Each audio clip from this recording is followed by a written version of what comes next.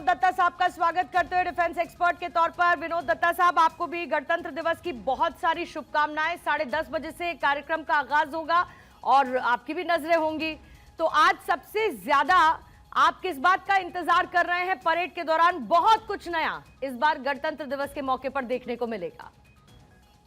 देखिए, गणतंत्र दिवस की सबको शुभकामनाएं। और सबसे अच्छी चीज या सबसे जिसका ज्यादा इंतजार है, क्योंकि देखिए डॉग्स जो स्क्वाड आ रहा है, और आप देखिए वफादारी में डॉग्स के का कोई सानी नहीं है।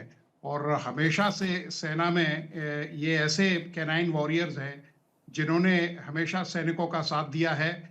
और इनकी जो अद्वितीय कैपेबिलिटीज हैं, चाहे वो स्निफिंग हो, क्योंकि मैं खुद वादी कश्मीर में मैंने 3 टेन्योर किए हैं, तो वहाँ इन कैनाइन सैनिकों का या कैनाइन वॉरियर्स का हमें बहुत सहायता मिलती है। और आज इस पे खास देखने वाली बात यह है, क्योंकि पहले हमारी जो वो थी, मतलब डिपेंडेंस थी, वो बाहर की नस्लों पे थी। अब हमने जैसे रामपुर के कुछ नस्ली जो डॉग्स हैं उनको इस्तेमाल किया है, और भी मतलब तमिलनाडु के काफ़ी जो नस्लें हैं उनको हम इस्तेमाल कर रहे हैं। मुंधोल एक प्रजाति है, उसको इस्तेमाल किया जा रहा है। तो ये बताता है कि किस तरह से हमारे जो मतलब देश की जो नस्लें हैं डॉग्स की, वो उनको किस तरह से मतलब डेवलप किया जाए, किस तरह से उनकी ट्रेनिंग की दी जाए और हमारे सैनिकों को इसका फायदा मिले। बिल्कुल सर। अब कर्नल गोपाल साहब, एक जल्दी से आपसे प्रतिक्रिया लेते हुए फिर उसके बाद हेडलाइंस की तरफ जाऊंगी। आज जब बैटल एरे नजर आएगा कर्तव्य पथ पर, वो कितना इंपॉर्टेंट है? क्योंकि हम लोग जो है बहुत चैन की सांस सोते हैं, क्योंकि हमें पता है हमारे बॉर्डर सुरक्षित है, लेकिन जंग कैसे होती है, शुरू कैसे होती है, फिर क्या होता है, ये बैटल एरे आज का कितना इंपॉर्टेंट अट्रैक्शन आपको लगता है दिखेगा? देखिए, आधुनिक लड़ाई जो है वो पुराने ज़माने की लड़ाई नहीं है। इसमें बहुत कुछ परिवर्तन है। टेक्नोलॉजिकल वॉरफेयर के साथ साथ में आधुनिक हथियारों की लड़ाई है, ड्रोन की लड़ाई है, दूर से लड़ाई लड़नी है।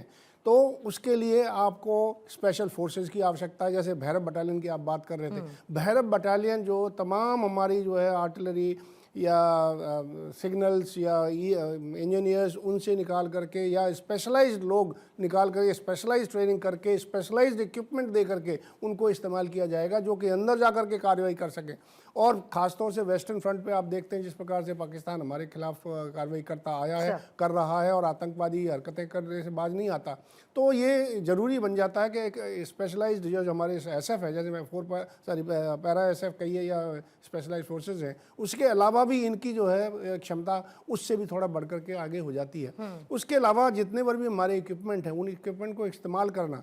आज हाँ, भारत के अंदर जो हथियार बन रहे हैं, चाहे आप आर्मी के लिए लिए, डिफेंस फोर्सेस के लिए लीजिए, या नेवी के लिए लीजिए, चाहे एयरफोर्स के लिए लीजिए, तो इस प्रकार से इंडिजिनाइजेशन, जो आत्मनिर्भर भारत की जो हम बात करते हैं, भारत में बने हुए हथियारों को, पहले हर चीज हम बाहर से लेकर के आते थे, खरीदते थे, आज खुद बेच रहे हैं। 21,000 करोड़ का हमने। 2047 की बात होती है कि आने वाले समय में भारत कैसा होगा, उसकी भी एक झलक आज देखने को मिलने वाली है। और जब मैंने बैटल एरे का जिक्र किया, तो हमले के बाद से लेकर सुरक्षा तक का पूरा क्रम आज इसके जरिए प्रदर्शित किया जाएगा।